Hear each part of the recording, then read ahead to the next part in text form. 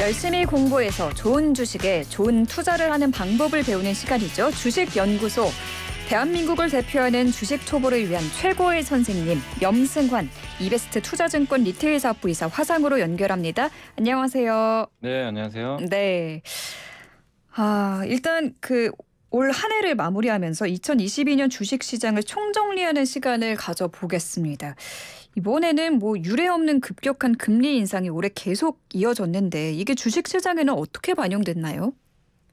금리가 보통 이제 오르면 당연히 이 자산 가치가 떨어지게 되거든요. 이제 할인을 좀 할 수밖에 없다 보니까 이 돈의 가치죠. 금리는 결국 돈의 가치고 돈과 다른 자산은 사실 반대로 간다 이렇게 생각하시면 좋은데 근데 이런 경우가 있어요. 과거에도 금리가 오를 때 주식시장이 좋았던 경우가 있어요. 금리 인상하는 폭보다 경제가 성장하는 속도가 빠르잖아요. 더 높으면 네. 그걸 이겨내고 증시도 올라갑니다. 그러니까 기업들이 더 좋은 성과를 내는 거죠. 근데 올해는 금리가 올랐잖아요. 근데 올랐는데 적게 오른 것도 아니고 0에서 시작해서 4.5까지 갔거든요, 미국이. 그러니까 이제 너무나 가파른 금리 인상이 나온 데다가 네. 또 문제가 경기까지만 안 좋잖아요. 음. 그러니까 이제 이중 거죠. 금리는 오르는데 경제는 안 좋아지고.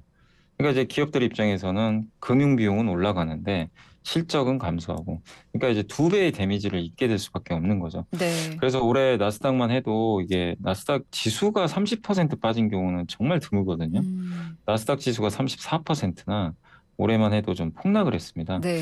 그래서 올해 이 과도한 긴축이 어쨌든 증시를 하락시켰다는 표현도 좀 부족할 정도로 그냥 붕괴시켰다라는 표현이 맞을 정도로 너무나 좀 악재로 작용을 했던 것 같습니다. 네, 여기에 또 전쟁 악재도 있었잖아요. 우크라이나 전쟁 네. 등이 겹치면서 전 세계적으로 주식시장이 휘청였는데 어떤 대외 변수들이 있었을까요? 그러니까 사실 너무나 많은 이슈들이 있었죠. 근데 그게 다 안 좋은 이슈만 있어가지고 그게 좀 네. 안타까웠고 전쟁 때문에 에너지 부족해서 그 물가가 튀었고요. 네. 또 우리 한국 같은 경우는 올해 제가 기억이 나요. 1월 2일 날 시작하는 날 오스템 임플란트 횡령 사고가 터졌습니다. 아, 그래서 이제 정말 충격적인 일이 발생을 했죠. 네. 한국도. 중국이 또 상해시를 2달간이나 셧다운 시켜버렸고 유럽에 올해 아마 여름에 기억하실지 모르겠는데 가뭄까지 피해가 있어가지고 아, 가뜩이나 에너지 부족한데 네. 한번통 또 난리가 있었고 또 미국과 중국의 갈등이 더 심화됐죠. 반도체 규제라든가. 그래서 그 후에 나왔던 단어가 올해 가장 많이 나온 거 인플레 다음으로 나온 게 탈세계화. 그러니까 세계화 시대가 끝났다. 이 단어가 정말 많이 나왔잖아요. 신냉전 시대다 이런 표현이 있었고 또 한국으로는 이건 대외적인 건 아니지만 레고랜드 사건. 네. 까지 좀 이제 충격이 좀 이어지면서 아, 한마디로 이렇게 뭔가 좀 좋은 게 있었으면 좋겠는데 정말 그게 보이지 않고 네. 월드컵 16강 간 건 참 좋은 일인데 네. 경제적으로 이렇게 좋았던 걸 찾아보기가 참 힘들 정도로 너무나 힘들었던 그 2022년도였던 것 같습니다. 맞습니다. 쭉 말씀을 들어보니까 정말 여러 가지 악재가 정말 한두 가지가 아닌 여러 가지 악재가 겹쳐서 너무너무 힘든 시간을 보냈습니다. 그래도 중요한 거는 중건마라고 하잖아요. 꺾이지 않는 마음이라고 하니까 그래도 힘을 내야겠죠. 셀코리아 좋은 얘기를 하고 싶은데 또 안 좋은 네. 이야기를 해야 될 것 같습니다. 셀코리아는 셀 반도체의 동의어다라는 기사도 봤는데 올해 외국인들이 삼성전자를 8조 원 순매도했다고요? 네, 맞습니다. 사실 우리나라 전체 시가총액 코스피를 보면 한 25%가 반도체예요. 네. 4분의 1이 사실은 반도체고 여기에 이제 요즘에 2차 전지가 커져가지고 2차 전지 자동차 합치면 한 40%가 아마 그쪽 섹터일 겁니다. 그러니까 그 정도로 되게 중요한 축인데 네. 안타깝게도 올해 반도체가 너무 안 좋았고 삼성전자를 8조를 팔았거든요. 근데 올해 전체 외국인 순매도가 8조 원이에요. 그러니까 한마디로 그냥 이론적으로 보면 삼성전자만 팔았다 할 정도로 정말 반도체를 판 건 사실이다 이렇게 좀 말씀드리고 싶고 거기에 이제 반도체만 또 안 좋았던 반도체 안 좋은 거는 이유는 아실 거예요. 경기가 안 좋으니까 당연히 반도체 수요가 줄면서 지금 재고가 너무 많이 쌓이고 또 금리가 올라가면 당연히 경기가 더 위축되거든요. 네. 이런 게 좀 잡혔던 것 같고 또 거기에 삼성전자만 안 좋았던 건 아니고 국민주로 불렸던 네이버 카카오까지 정말 엄청난 실망스러운 주가 폭락이 있었죠. 네. 두 기업 다 거의 한 60% 정도 빠졌던 것 같아요. 그래서 정말 올해는 반도체도 물론 좀 좋지는 않았지만 한국을 대표하는 이런 대표적인 독보적인 좀 기업들의 주가마저도 휘청이었던 좀 한 해가 아니었나 싶습니다. 네, 믿었던 너마저 약간 이런 말이 네. 생각이 나는데 네. 일단 뭐 크리스마스는 지나갔습니다. 그렇게 기다렸지만 올해 주식시장은 산타가 안 온 거 맞죠? 아니 누가 그런 표현하더라고요. 산타 랠리잖아요, 보통. 네. 근데 사탄 랠리 아니냐. 악마가 온 거 아니냐. 이제 그럴 정도 자주 섞인 발언들을 많이 하시는 게 네. 그럴 수밖에 없는 게 산타 랠리가 안 오면 증시라도 안 빠지면 좋잖아요. 음. 그게 아니라 증시가 오히려 급락을 해버렸습니다. 음. 연말 앞두고. 그래서 너무나 이제 많은 분들이 실망하셨고 네. 그 이유 중에 하나가 뭐 FMC에서 금리 더 올린다. 뭐 이 뉴스가 나와버렸고 음. 재고는 더 늘어나고 경제 지표는 여전히 부진한데 물가가 물론 꺾이는 건 맞는데 연준이 원하는 거 고용이 꺾기를 원하는데 고용은 또 안 꺾여요. 그러니까 이제 이런 지표들이 또 증시에 좀 부담으로 작용했고 또 연말 앞두고 또 이 세금 이슈가 좀 계속 이어졌잖아요. 네. 대주주 양도차익 과세가 그 음. 어쨌든 결론이 안 나다 보니까 그래서 계속해서 시장의 심리가 악화되면서 음. 올해는 연말에 산타 랠리보다는 정말 좀 힘들었던 그런 흐름이 좀 펼쳐졌던 것 같습니다. 오늘 뉴욕 증시와 우리 증시는 상황이 어땠나요? 지금 좋진 않습니다. 지금 음. 이제 폐장일 얼마 안 남았는데 네. 한국 증시가 오늘 물론 이제 배당일이거든요. 배당락이라고 하는데 배당을 주는 이제 권리가 소멸되는 날이에요. 그래서 아. 어제까지 갖고 계신 분들 한테만 배당이 들어가거든요. 네. 그래서 이제 배당을 주는 만큼 주가를 뺍니다. 그러니까 기업에서 현금을 주잖아요.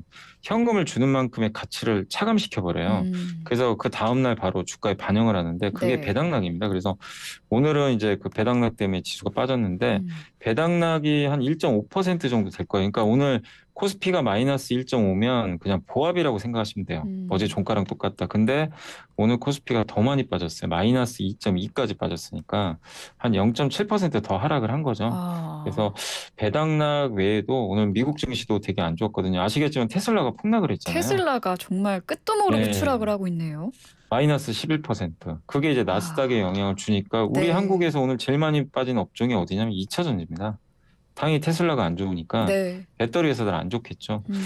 그래서 그게 이제 겹쳐서 뉴욕 증시도 안 좋았지만 우리 뭐 국내 증시까지도 굉장히 좀 충격을 줬던. 그래서 연말에 좀 시장이 좀 긍정적으로 갔으면 좋겠지만 안타깝게도 급락장으로 오늘 좀 전개가 됐던 것 같습니다. 네. 요즘 보면 정말 소확개미들의 눈물이 마를 날이 없는데 말씀 네. 나온 김에 여쭐게요. 테슬라 언제 다시 올라올까요? 이게 테슬라가 그때도 한번 언급드렸지만 두 가지 리스크예요, 결국엔. CEO 리스크랑 기업 네. 자체 리스크인데 음.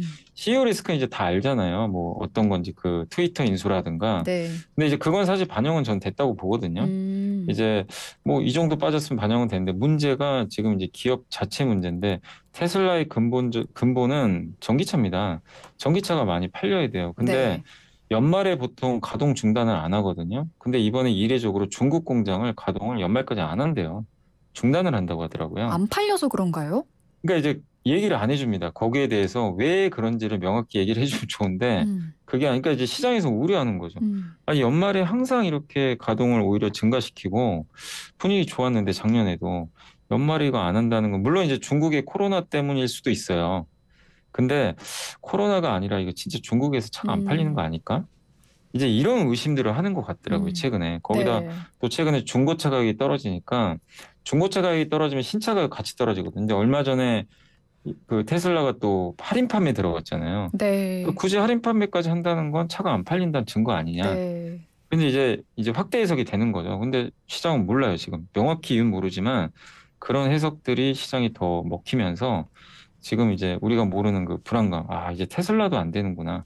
이런 음. 불경기다 보니까 그래서 테슬라의 가치 평가가 이제 절하되면서 지금 끝물은 추락이 나오고 있고 그리고 미국도 공매도가 지금 많아지겠죠. 음. 이런 재료들은 공매도한테는 되게 좋은 재료잖아요. 공매도 입장에선. 그러니까 네네. 이제 공매도가 더 쏟아지는데 그걸 받아줄 주체도 없고 또 어. 일론 머스크는 트위터 그 자금 인수한 것 때문에 자기 지분 팔고 있잖아요. 음. 물론 안 판다고 했지만 옛날에도 그런 일이 있었을 때 안 판다고 했다고 약속 안 지켰거든요. 과거에도. 테슬라 주식을 그러니까 팔고 있나요? 지금 최근에 팔았어요, 음. 실제로. 팔았는데 이제 더는 안 팔겠다고 약속은 했습니다. 네. 근데 사람들이 못 믿어요. 예, 음. 그러다 보니까 이제 매수는 없는 가운데 그런 이제 불확실한 요인들이 계속 나오다 보니까 테슬라가 정말 끝도 없이 제가 생각해도 너무 과도할 정도로 빠진 건 맞는 것 같은데 음. 이 분위기를 반전시켜 줄 만한 게 없어요, 아직은. 아, 불확실성 해소시켜야 그렇군요. 되잖아요. 네. 그래서 되게 좀 어려운 주가 흐름이 이어지고 있는 것 음. 같습니다. 근데 테슬라 주식을 안 들고 계신 분들에게는 지금이 기회일 수 있는데 언제쯤 들어가면 좋을까요? 글쎄요, 그것도 참 어려운 게 아니 근데 전 급할 건 없다고 생각하고요. 음.